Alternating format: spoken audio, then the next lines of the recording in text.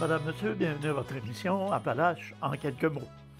L'église Notre-Dame de la Présentation est désormais chose du passé. Place au château Notre-Dame.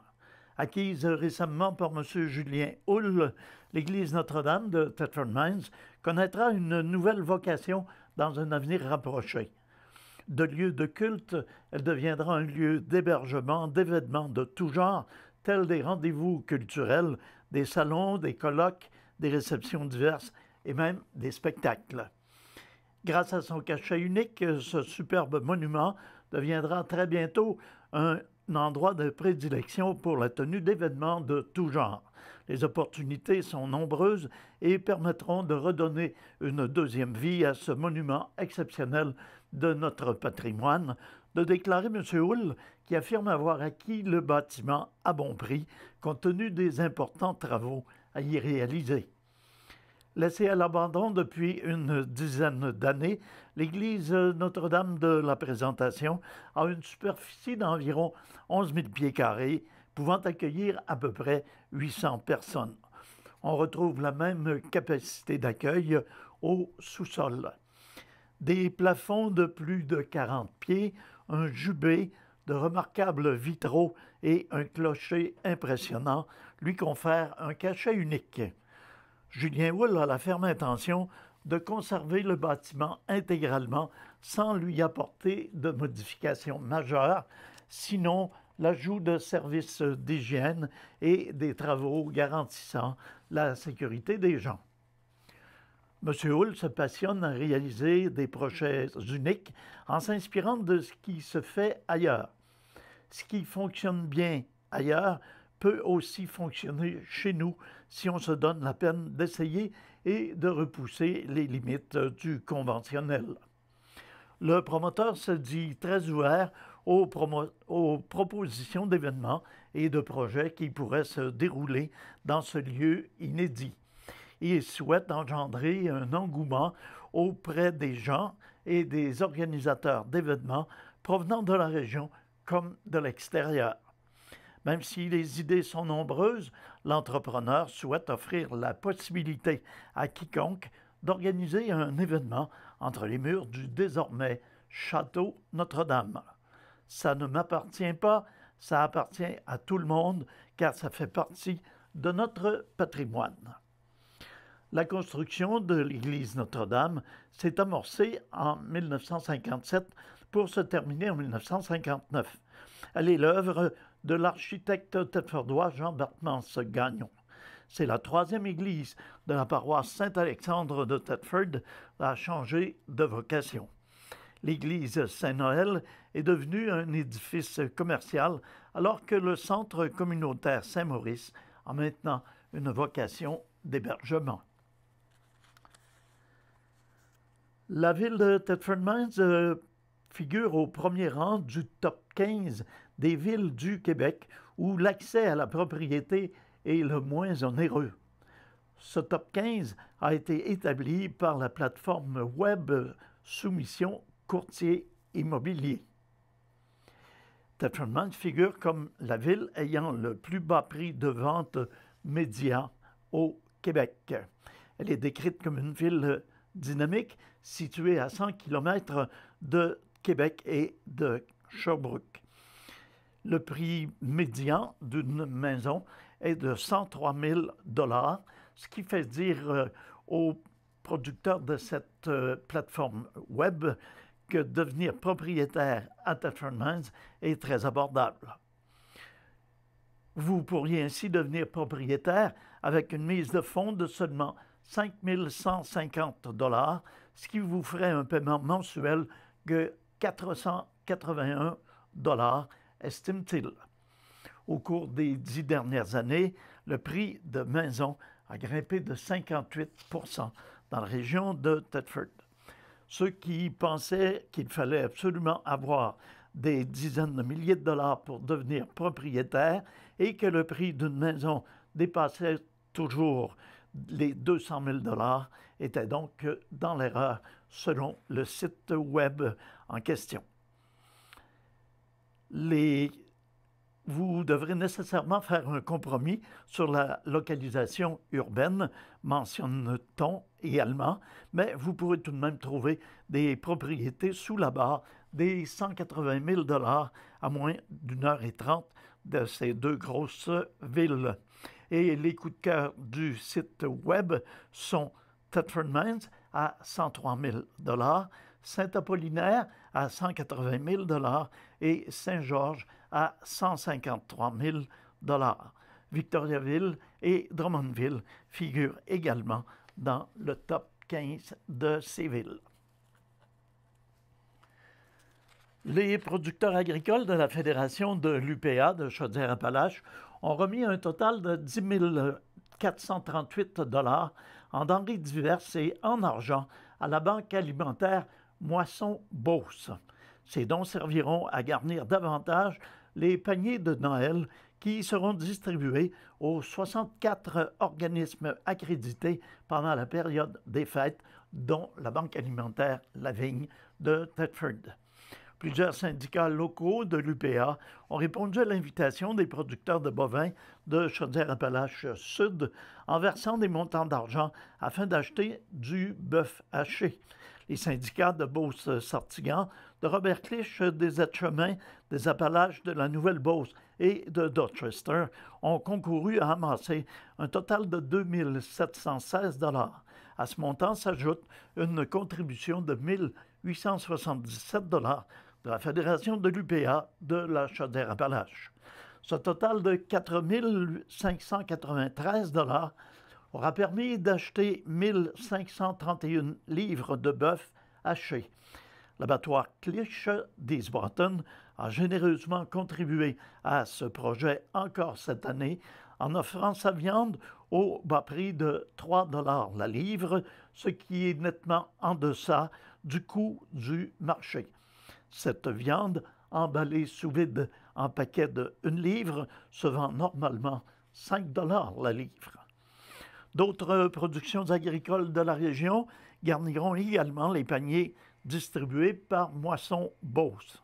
D'abord, le syndicat des producteurs d'œufs de l'Est du Québec a remis pour 720 en œufs. Ensuite, rappelons qu'un peu plus tôt cet automne, les éleveurs de volailles de l'Est du Québec et le poulet du Québec avaient offert un total de 1 500 en poulet Moisson-Beauce.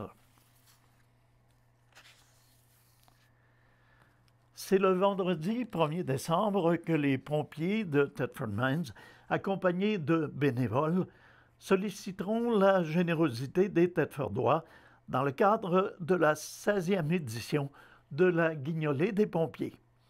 Tous les dons et denrées amassés lors de cette activité seront destinés à venir en aide aux personnes défavorisées de la région. La totalité des revenus de cette activité sera remise à la Banque alimentaire La Vigne, un organisme qui vient en aide à plus de 150 familles démunies de notre région. L'année dernière, la population s'était mobilisée et avait permis de récolter 28 437 d'indiquer M. Jean-Claude Bolduc, directeur du service de sécurité incendie de la ville de Thetford Mines. Au cours de cette journée du 1er décembre, 3 barrages routiers seront mis en place à plusieurs intersections de la ville, soit celle de la 9e rue et de la rue Notre-Dame, du boulevard Ouellette et de la rue Simoneau, de même que sur la rue Pie-11, face aux concessionnaires automobiles Dubo Toyota et Kia Thetford. Les équipes de bénévoles seront en place lors des heures de pointe, soit de 7h à 9h30, de 11h à 13h30 et de 15h30 à 18h30. À noter qu'il sera également possible de remettre des denrées ou de l'argent dans l'un des marchés d'alimentation situés sur le territoire de Thetford Mines, soit le marché IGA Saint-Pierre et Fils, le Maxi, le Super C et le métro Black Lake, entre 9h30 et 17h en cette journée du 1er décembre. Le Cégep de Thetford se démarque une fois de plus en conservant la première place au palmarès du magazine Research Info Source pour le nombre de partenariats de recherche effectués au sein des collèges canadiens de moins de 50 millions de dollars de budget.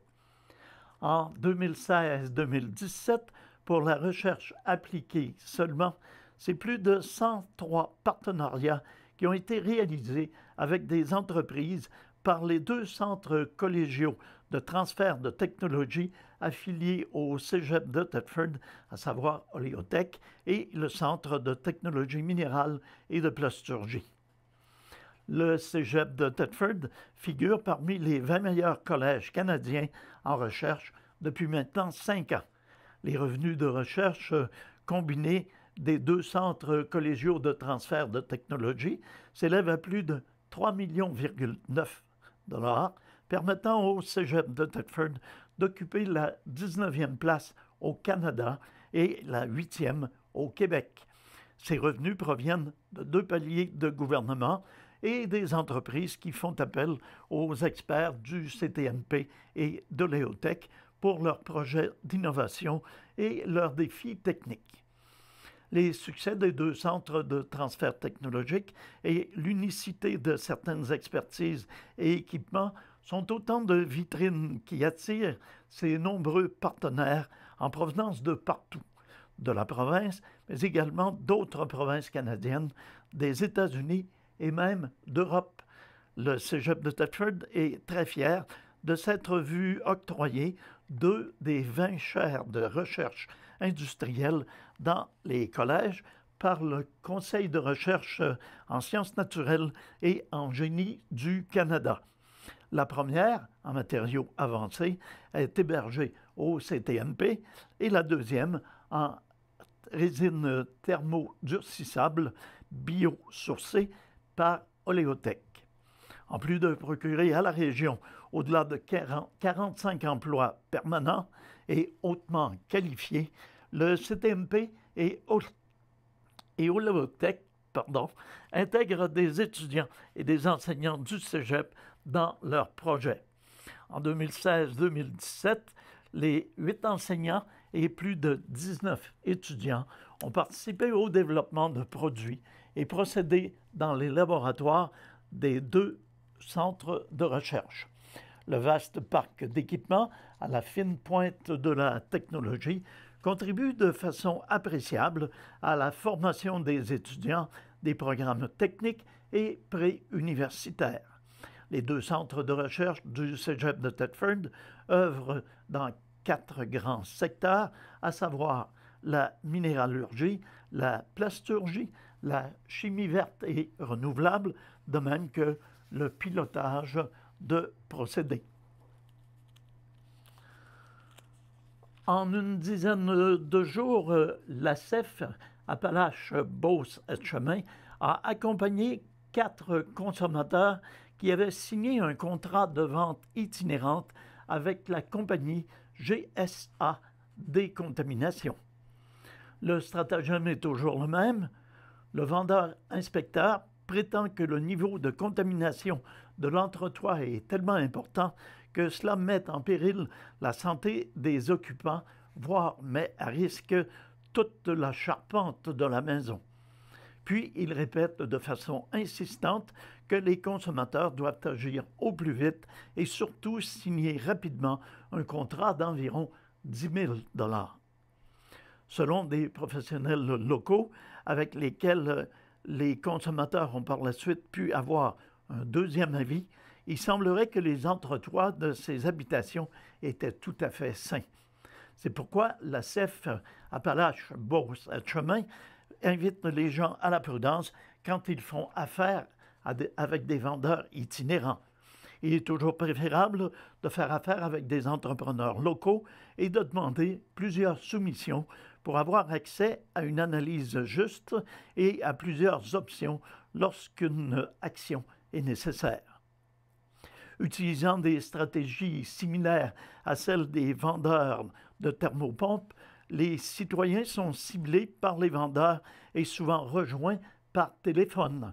Les agents promettent alors une inspection gratuite pour évaluer l'efficacité énergétique des habitations, l'accès à des subventions gouvernementales et à des rabais qu'ils promettent avantageux.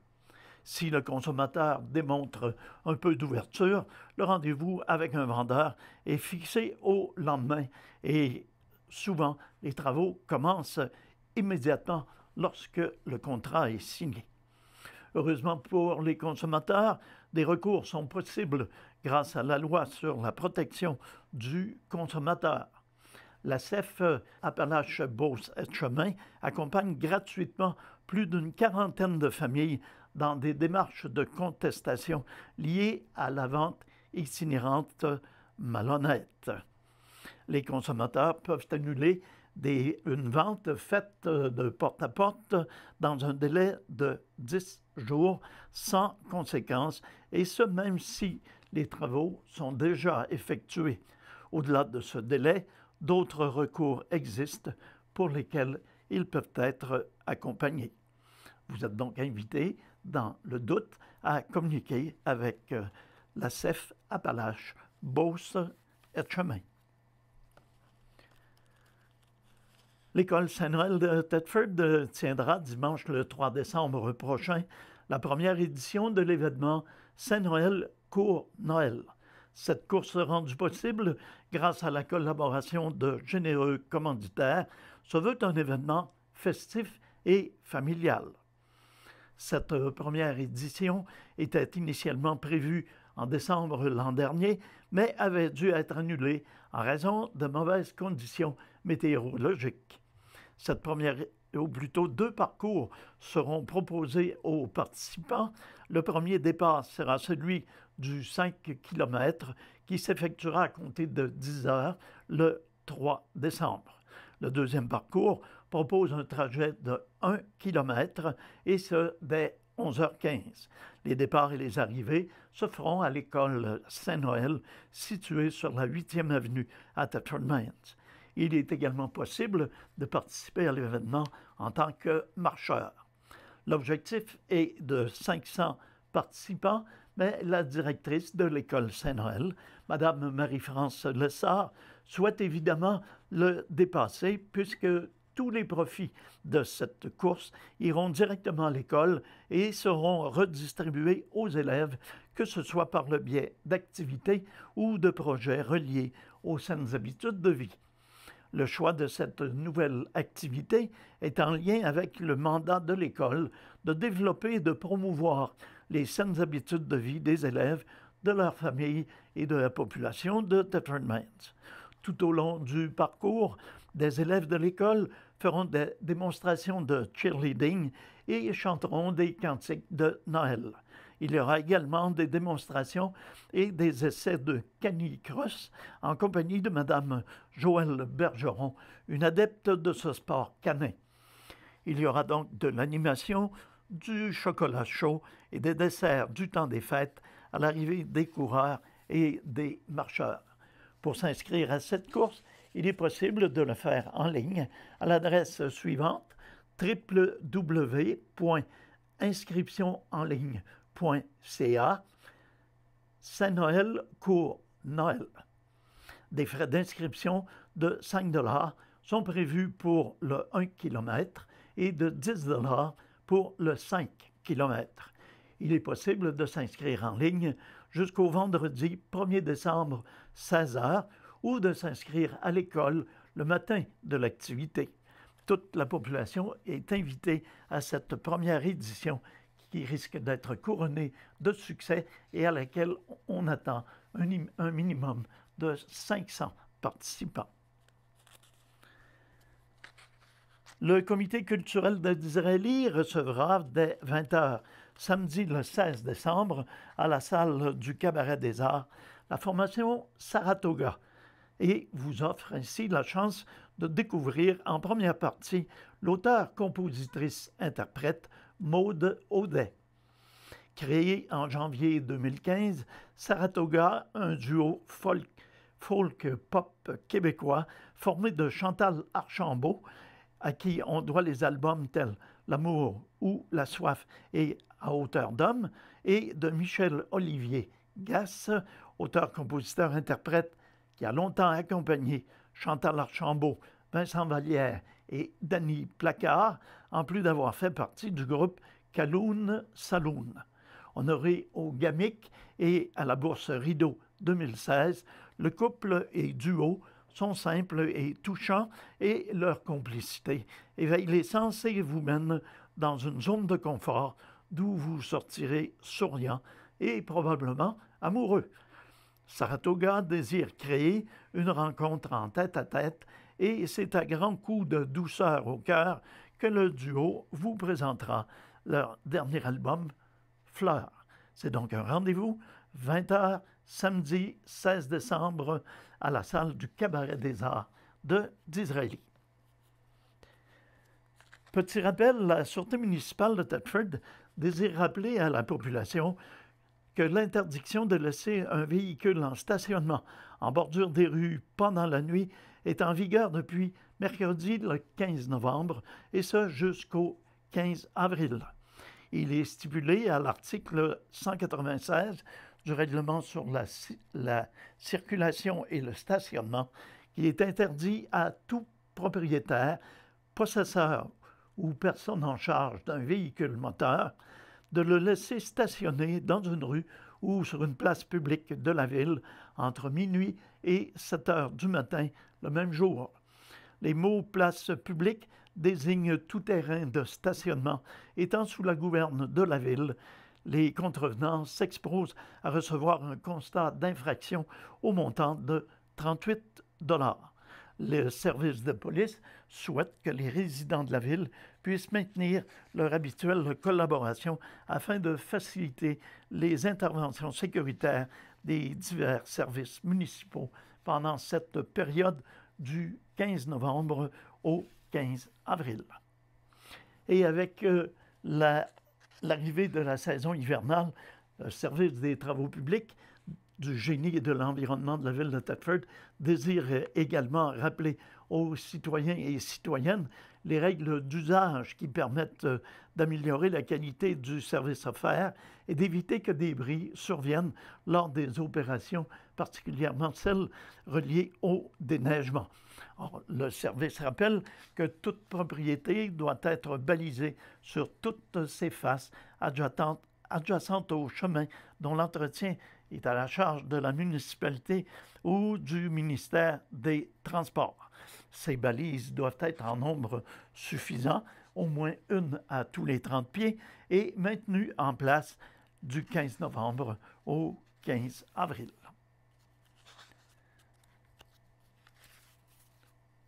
Le 2 décembre prochain, le Théâtre Bleu de Saint-Jean-de-Brébeuf procédera à des auditions générales pour dénicher des talents locaux qui pourraient combler un rôle dans une pièce qui sera jouée à l'été 2018.